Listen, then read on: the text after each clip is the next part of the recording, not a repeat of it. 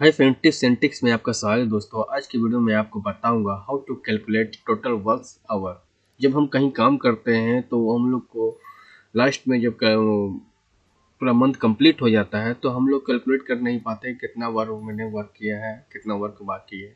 ठीक है दोस्तों, तो इसी पर्पज से मैंने इस वीडियो को बनाया है। आपका एम्प्लॉय का नाम दिया हुआ है, इन टाइम दिया हुआ है आपका, और टाइम दिया हुआ है, और टोटल वर्क आवर कितना है वो निकाल कर दिखाना है।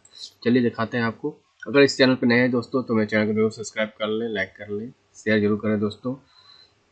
So let's go start now.